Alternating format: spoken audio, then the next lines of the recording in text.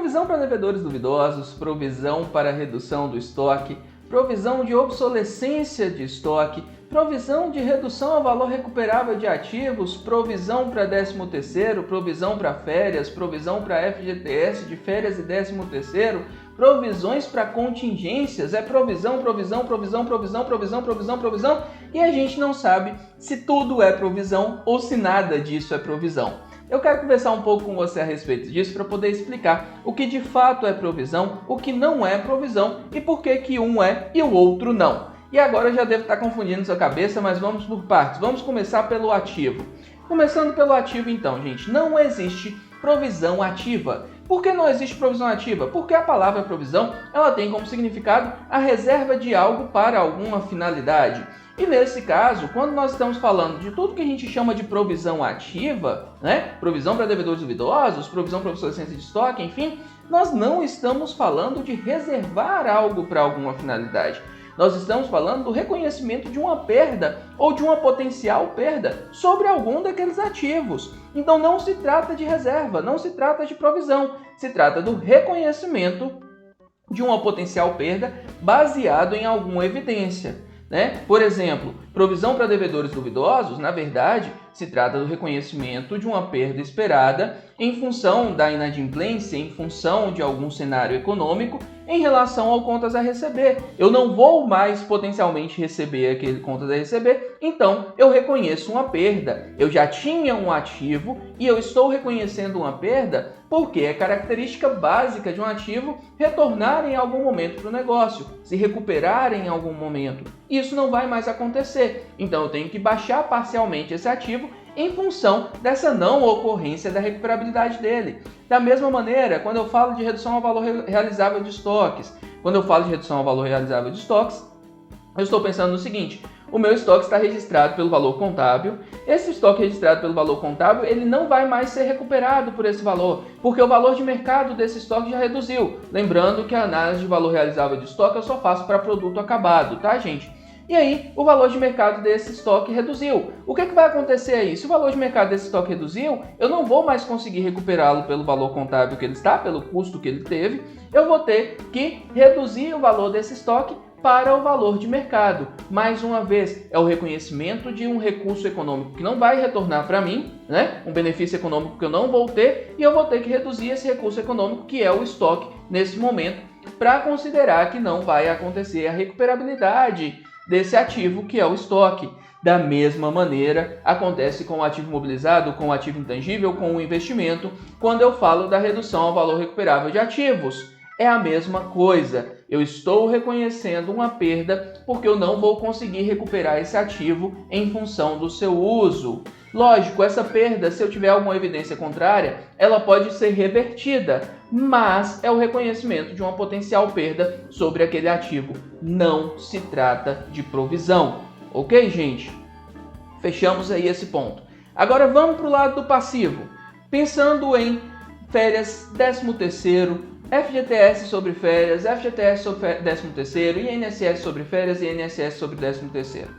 Gente, a gente pode considerar assim, poxa, Paulino, essa que você falou para o ativo não conta agora para o passivo, porque nesse caso, quando eu estou ali reconhecendo as férias, o 13º, no sentido da palavra provisão, eu estou sim reservando um recurso para pagar as férias do 13º do funcionário, enfim. Ok, você pode até estar reservando o valor. Só que o que você está fazendo? Você está reconhecendo algo para que você tenha aquilo reconhecido, para no momento que você precisar despender caixa, isso já tenha sido reconhecido. Mas não se trata de provisão. Não se trata de provisão, gente, por quê? Porque nesse caso, você está reconhecendo uma obrigação que você já tem. É um passivo.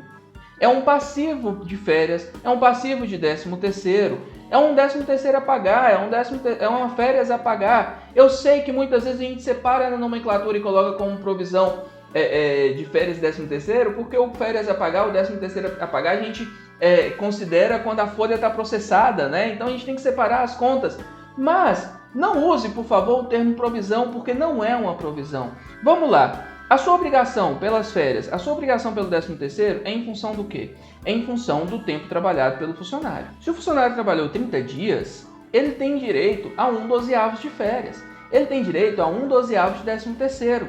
E não é algo ao qual ele só vai ter direito no futuro. Não é porque você está reservando isso para o futuro. Se ele for demitido hoje, ele tem direito a esse 1/12. Então não se trata de uma reserva, se trata do reconhecimento da despesa pela competência de uma obrigação que você tem com aquele funcionário.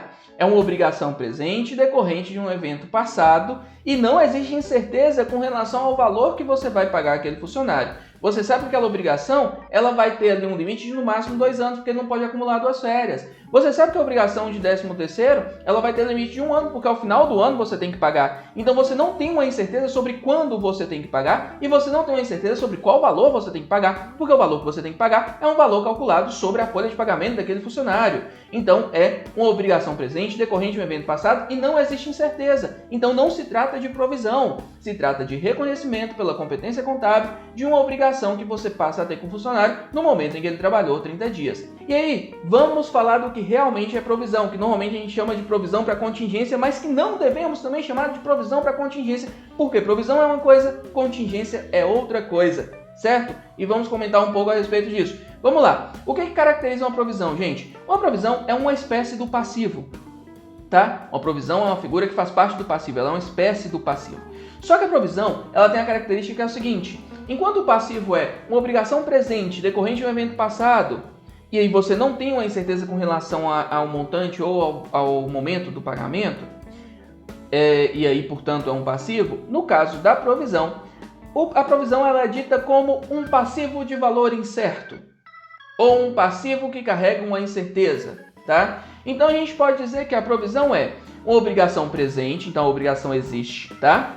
Decorrente de um evento passado, alguma coisa que aconteceu que te gerou essa obrigação, mas que você tem alguma incerteza com relação ao valor daquela provisão, então você está estimando aquela provisão, mas você não tem certeza de que é realmente aquilo, né? Você está estimando aquela obrigação, mas você não tem certeza se é realmente aquele valor, se vai ser maior, se vai ser menor. Você só sabe que a obrigação existe, que você vai ter uma saída de caixa para pagar essa obrigação, mas você não sabe qual é o montante dessa saída de caixa, ou você carrega algum tipo de incerteza com relação ao momento dessa saída de caixa, certo? E essa obrigação é uma obrigação que provavelmente você vai ter essa saída de caixa, apesar dessas incertezas.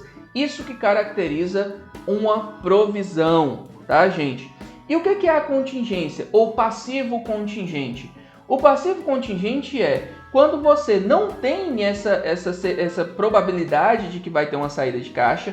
Então você tem uma obrigação que surgiu, essa obrigação está sendo demandada por um terceiro, mas você não tem certeza se você tem que pagar essa obrigação. Existe uma incerteza com relação a essa obrigação que ela é maior do que com relação a uma obrigação que se caracteriza, que se configura como uma provisão.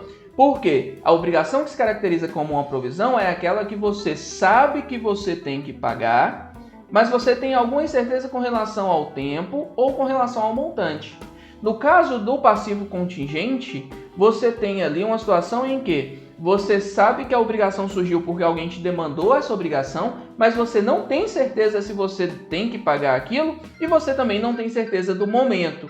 Por todas essas incertezas, você nem reconhece nada na sua demonstração financeira. O passivo é reconhecido, a provisão é reconhecida. O passivo contingente não é reconhecido. O que é feito com o passivo contingente? Ele é divulgado, tá? Então usar o termo provisão para contingência soa estranho porque são coisas diferentes. Eu tenho a provisão e eu tenho a contingência. A contingência eu vou chamar de passivos contingentes.